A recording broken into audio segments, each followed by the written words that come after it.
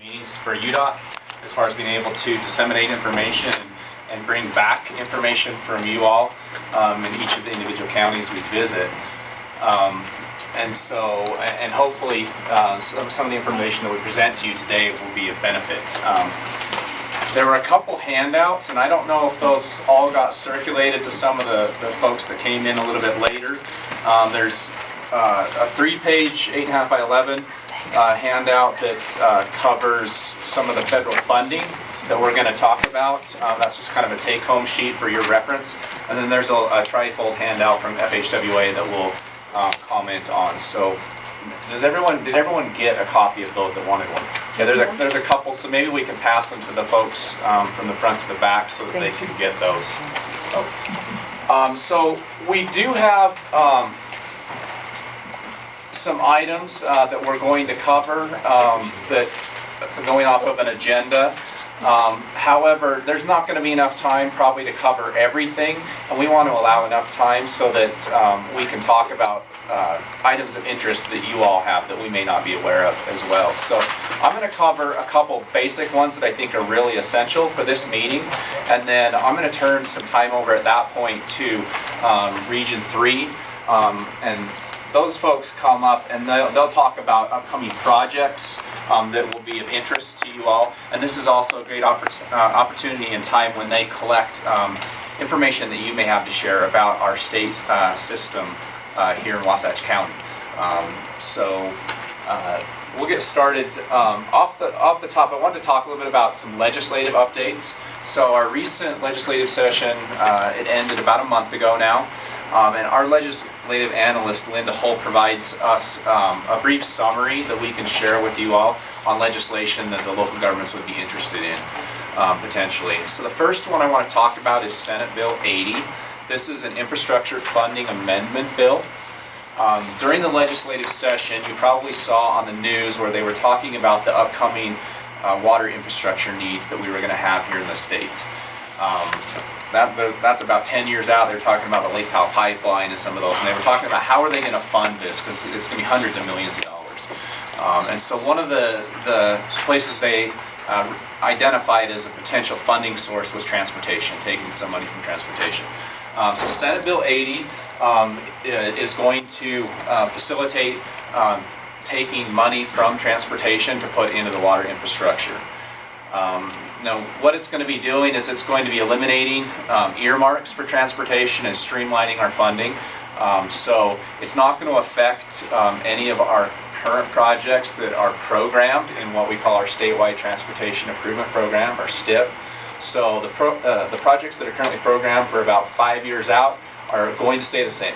The money's not going to change, the scope of projects is not going to change, they're not going to be bumped, anything like that. So this will affect primarily projects that will be 6 or more years out, where they may have to bump them, change the scope, reduce some funding, things of that nature. So just wanted to make you aware of that, that essentially what it was transportation. It was agreed upon at some point that transportation would receive about 17% of the general sales tax for roads, and they felt like that was sufficient. And with different bills and earmarks that transportation's gotten over the years, that's crept up to about 22%.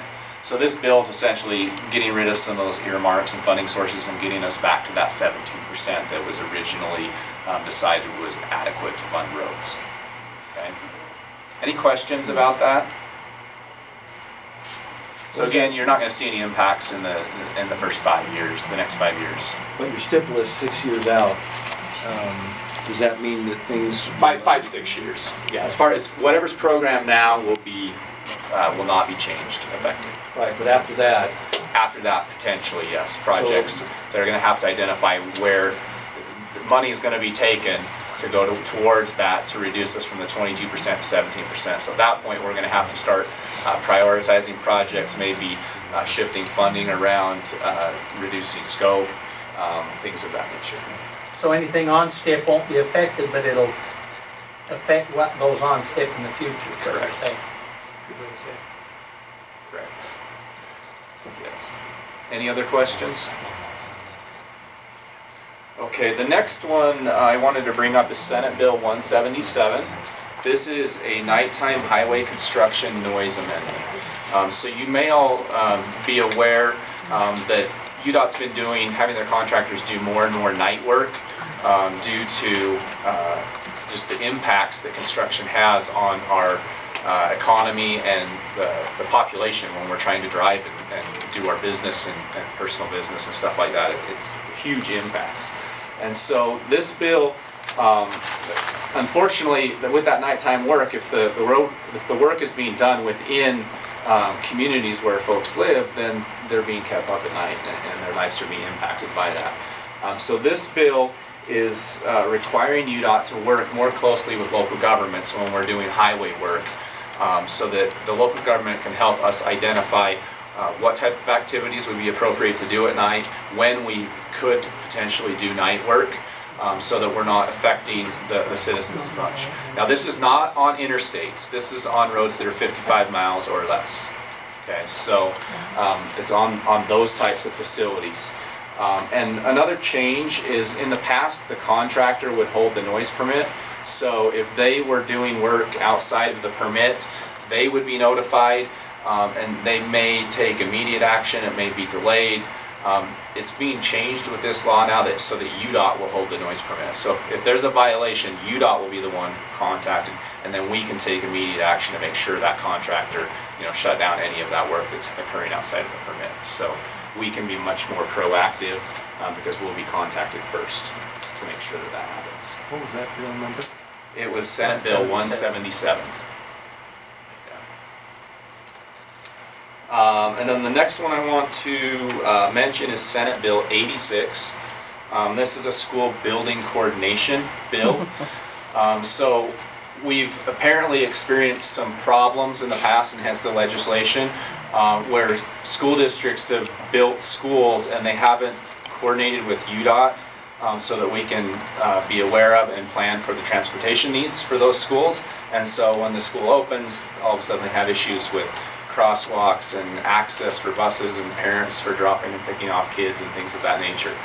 So this bill is just intended to have the school districts include UDOT early on so that we can be proactive in helping address those needs instead of reactive in doing that. And so it's not that UDOT's going to come in and tell everybody how things are going to go. We just want to be part of the process so we can be a resource for everybody as those schools are built and the communities are developed. Is it just UDOT, or is it local entities too? Do you know how broad it is? UDOT was added on to the local entities. It says provides opportunity for UDOT and school districts to coordinate on school access and student safety. So, It was a bill that already included the public entities. yeah, I would hope that they would put include, UDOT on it. if it's not going to be close to any UDOT roads, then they would include whoever the owner of those roads in the area are as well.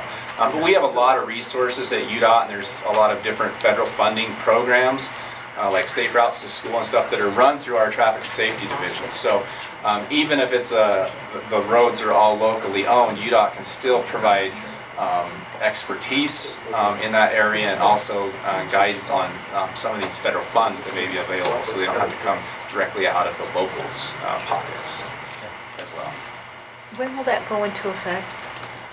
They didn't say, but the bills, most of the bills should be going into effect. I believe it's May 10th. It's 2 months after they were signed, and they were But that signed, was I think, already a March bill. 10th. How close do new schools have to be next to UDOT roads in order for this law to kick in for you? It doesn't specify, and I don't know if the bill gets into that much of detail, but typically I think if you're more than a mile away from the schools, then they bus kids. So I think that's probably a good general rule, is if the school is going to be within a mile of any UDOT roads, then you're going to be impacting the way schools, the buses get their drivers, and then pedestrian crossings for the kids, school crossings. Heber City, and I guess Sean too, how much? As we look at that Highway 40 access, and up there where the new elementary might be coming out at some point to hit 40, this probably will be involved with that, don't you think? Heber City and should be. Yeah, you gotta cross the Yes, I highway think the somewhere. intent is to provide encouragement to coordinate the safety associated with the school districts placing schools. And so the agencies are talking and creating a plan, whether it's safe routes to school or other items. And so anytime that we're placing a school, we got to think about pedestrian, bicycle, and automobile access to it. Well, I don't know what their traffic studies show, but at some point they'll need to push that road on out. Yeah. And we're trying to square those two up, so it'll play into that whole thing, I would think. And how does that funding work in a situation like that? You're saying there's... You know, that's a good question. There are some different programs for like safe routes to school, safe sidewalks, and things like that. But I don't know. Maybe Terry would be. I don't, the legislation didn't cover any funding. No, It was it's merely just trying to encourage good coordination. Yeah, exactly. So I think we try to work together to resolve things. I mean, Well, it's because we have a school being built on our border, and, you know, there's some issues there, but it also is tying into a new road area close to Highway 40, but the road doesn't go to Highway 40 yet. So Yeah. we're wondering, you know, if perhaps you or we could suggest to the school district to initiate coordination with you. Not sure how you want to do that. Yeah, I think it would be wise to at least include UDOT in the conversation. You know, obviously Heber is the one that has it owns the roads. It sounds like, but you know, we are always a resource to the local governments to, at a minimum, share the expertise and knowledge that we have. So, And I would be happy to try to follow up on that, Terry, if you wanted me to Yeah. do that. Well, but UDOT participates in that access agreement, so Yeah. they're already involved in that. Yeah. yeah, I think Brent and Matt are both, and Brian, Right. okay, Matt and Brian are both involved in that access agreement, so. So they'll be involved. and the there. coordination may be happening already in a lot of areas, but apparently it's not happening across the board. So they felt there was a big enough need that they wrote Across the state. legislation to make sure that that's reemphasized. So just because the law's written doesn't mean that it's going to happen anyways. That's why we're bringing it up in this meeting, so that the local governments can be aware of that as well and help us spread that word to the local governments. And when you're contacted, you know, say, hey, have you contacted UDOT as well? They should be at the table helping us with their expertise in these areas. There's bill number again. That one is Senate Bill 86. Yeah. And then the last one I'm going to touch on is House Bill 60. This is a Class B and C road fund amendment. So this is pretty important for the local governments because that's your bread and butter, transportation money. So with the distribution of Class B and C road funds, half of the money in the distribution comes from the center line miles of road, and then the other portion comes from the population calculation. And the way the population calculation is done is they use the census, the federal census that's done once every 10 years. Now this bill is changing that, and I should mention this bill, it was sponsored by the Utah League of Cities and Towns and the Utah Association of Counties. So if you've got questions as to why they did this, you'd need to contact them directly for the reasoning. But essentially what they did is they changed it so the population, instead of using the 10-year census data, it's using the most recent population data. So in between those 10-year census data, the state periodically does some population estimates, and they're using those population estimates in between those 10-year censuses.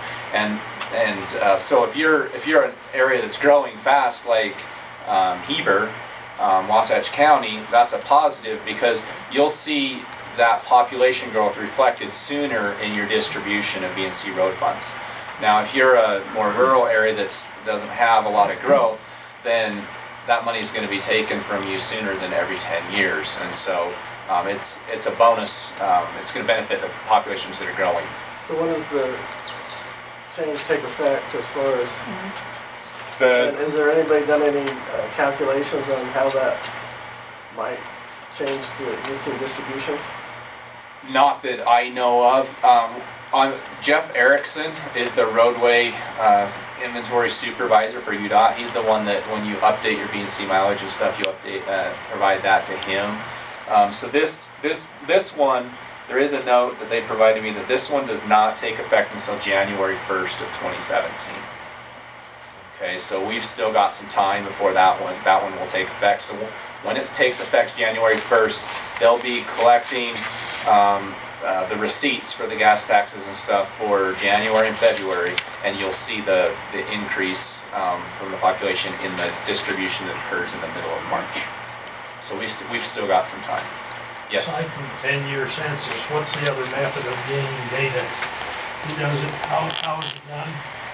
You know, I don't know the details. I bet I Sean. can almost count person by person, our group. I don't know whether that's gonna be legal or not. Yep, Mayor, Mountain Land works with GOMB, Governor's Office of Management and Budget, on those census estimates. Okay. Every year, we take those estimates and we bring them to the Mountain Land Association of Governments Executive Council for approval once a year. So our mayors and county commissioners are approving those estimates, those census estimates, on an annual basis. That's not on our billing statement, is it? No. It's up to the cities though to update their roads as they add lane miles. Yeah, That's the other. We're talking center lane or center Yeah. road, all distances from trails to highways. Dirt roads. Yeah. Okay. So those are the legislative updates that I was going to present to you today. So any questions on any of those before we move on? Okay. The next one I wanted to talk about is Buy America. How many of you are aware of what the Buy America law is? Okay, so there's a couple of you, and they kind of smirk when they answer that question. So Buy America, it was a law that was created back in the early 80s when the American steel industry was having a difficult time competing with all the foreign steel that was coming into the country.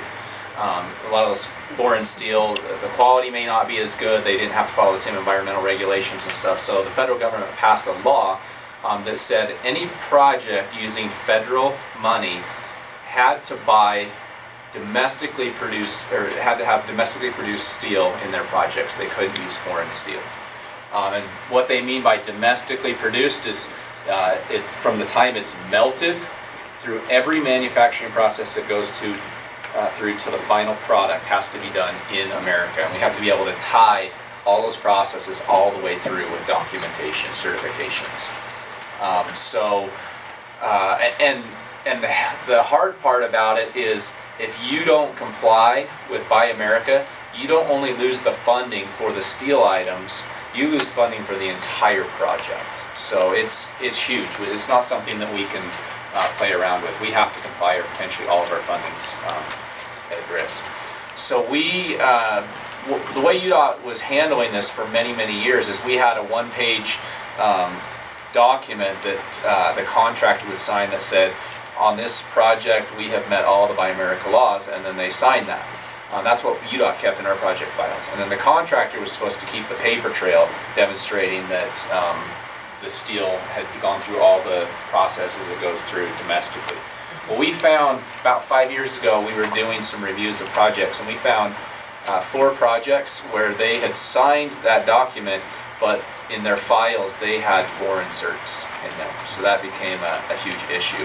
And so as we approached Federal Highways with how to handle that, we had to address each of those projects individually, and then that led us to rewriting our specification. And that specification ended up being what I believe was the strictest Buy America specification in the nation. So every state potentially can interpret the law a little bit different. The FHWA division office can interpret it a little bit, or apply it a little bit differently, and each state could potentially have a different specification. Ours was the strictest because of the situation we were in, and our division office wanted to make sure, 100% sure we were in compliance. So that made that first construction season very difficult. If you can imagine trying to get Buy America certifications on springs inside a plastic sprinkler head, or nuts, bolts, washers, things like that you go buy at a hardware store. You're not going to get certifications for those types of things. So it was a real challenge for us. That next winter, as we were looking on the AASHTO website, we actually came across a waiver that was dated back to 1985 that said all these things are exempt from Buy America.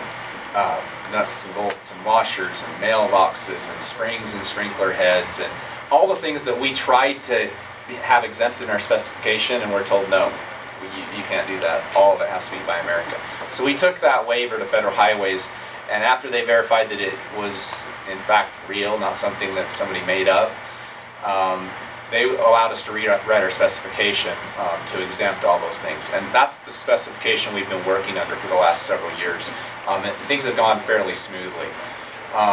The problem now is that the manufacturers of a lot of these miscellaneous items sued Federal Highways because they felt like they should be part of Buy America. They're losing out on a piece of the market potentially, and they won. So we're now rewriting our specification to include many of those things. Right now, from what I understand, the division office is still allowing like nuts, bolts, and washers to be exempt. However, mailboxes, we had a thing in there for off-the-shelf items. So if you went to like a Home Depot or Lowe's and purchased things, those are common stocked items at a Home Depot hardware store. Didn't have to meet Buy America. They've taken that out, so we have to have certs for those types of things. There used to be a clause in there, if an item was 90% or less steel, it didn't have to meet Buy America. Now it's been changed to 51% or less by weight. So before it was left, you could look at it by weight or volume, whichever kind of benefited you to get it exempted. Now it's by weight. So, you know, like fire hydrants, water valves, a lot of those types of things are now going to need to meet Buy America. And so I just want to make you aware of that. This is an evolving issue as well. Federal Highways indicated to me about 3 weeks ago that what they've approved is for this construction season to get it out, but it's likely that as they consult with some of their other division offices and with headquarters, that specification could change. So just a couple things to be aware of. Now this is only on projects that have federal money on them, okay? And this is only on steel items. It's not for any other metal, aluminum, you know, any of that brass, any of that stuff. It's just for steel. So if you have a federal aid project with steel items in it, yeah, steel and iron. Sorry. Make sure, number one, that you've got the most recent Buy America specification. That's the first one. Okay? And your project manager from UDOT or the consultant project manager should be aware of where to get that latest specification. The next thing is make sure when you look at your steel items, take a look at the bid prices for those. If you weren't expecting it to have to meet Buy America before and you have to now, chances are the price is going to go up. So you may need to adjust some of your prices. And number three is on schedule. Some of these domestically produced items may take longer to get your hands on. So there may be longer lead times. So that may affect, you know, push some of your schedules and stuff. So be aware of those three things. You know, right now we're training UDOT folks as well as the consultants that do a lot of our work, and they're aware, or they will be aware of a lot of this stuff shortly. So they should be aware, but just kind of keep that in mind, because if prices go up, schedules get pushed, ask why. Chances are Buy America's potentially one of the reasons why. Okay.